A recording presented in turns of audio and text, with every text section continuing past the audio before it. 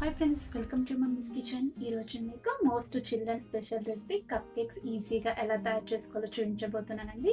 ఈ cup cakes మీరు ఎలాంటి మైదా పిండి బటర్ వాడకుండా మనకు రెగ్యులర్గా దొరికే ఓరియో బిస్కెట్లతో బేకరీ స్టైల్లో చాలా సింపుల్గా మీరు తయారు చేసుకోవచ్చు. ఈ కేక్స్ మీరు ఒక్కసారి తయారు చేసుకుంటే ఇంత ఈజీ అనుకుంటారు. టేస్ట్ మాత్రం చాలా బాగుంటుంది. ఇప్పుడు ఆ తయారీ విధానం ఏంటో ఇక్కడ మనం చూద్దాం.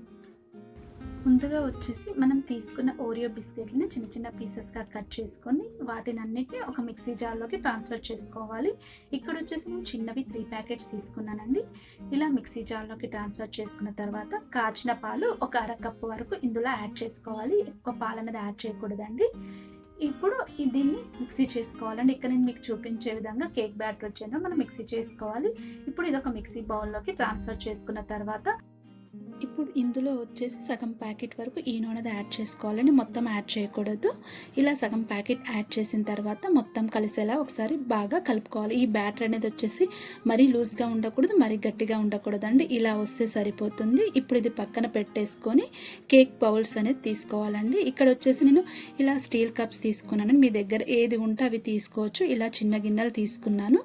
ఇప్పుడు ఈ గిన్నెలలో వచ్చేసి మనం కొద్దిగా ఆయిల్ అనేది అప్లై చేసుకోవాలి. ఇక్కడ నేను మీకు చూపిస్తున్నాను చూడండి. లోపల ఈ గిన్నెల్లో మొత్తం ఆయిల్ అనేది స్ప్రెడ్ చేసుకోవాలి.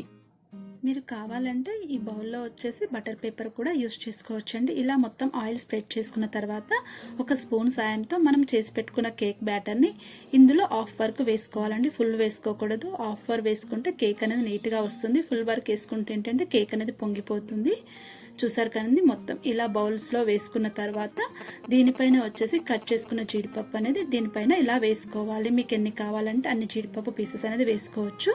అన్నీ ఇదే విధంగా చేసుకోవాలండి. ఇలా అన్నీ రెడీ అయిపోయిన తర్వాత వీటిని బేక్ అనేది చేసుకోవాలి. ఇక్కడ బేక్ చేసుకోవడానికి వచ్చేసి పొయ్యి మీద ఒక ప్యాన్లో వచ్చేసి స్టాండ్ పెట్టుకొని ప్రీ హీట్ చేసుకున్నానండి. ఇలా ప్రీ హీట్ అయిన తర్వాత ఇందులో వచ్చేసి స్టాండ్ పైన మనం ఏదైతే చేసి పెట్టుకున్న కేక్ బౌల్స్ని దీనిపైన అడ్జస్ట్ చేసుకొని మూత పెట్టేసుకొని ఒక 30 మినిట్స్ అనేది మీడియం ఫ్లేమ్లో వీటిని బేక్ చేసుకోవాలి. ఇక్కడ మనం 30 మినిట్స్ వరకు వెయిట్ చేద్దాం.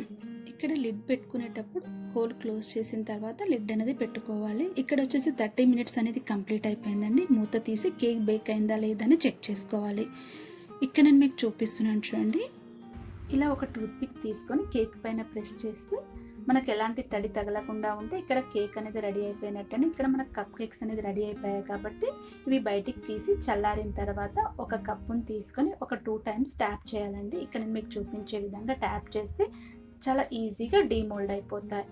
అన్నీ ఇదే విధంగా చేసుకోవాలండి. ఇంతేనండి, చాలా ఈజీగా స్పాంజీగా కప్ కేక్స్ తయారు చేసుకోవడం. ఎప్పుడైనా పిల్లలు కేక్ అడిగినప్పుడు బేకరీకి వెళ్ళే పని లేకుండా ఇంట్లోనే ఇలా ఈజీగా బిస్కెట్లతో కప్ కేక్స్ తయారు చేసి పెట్టండి. చాలా ఇష్టంగా తింటారు.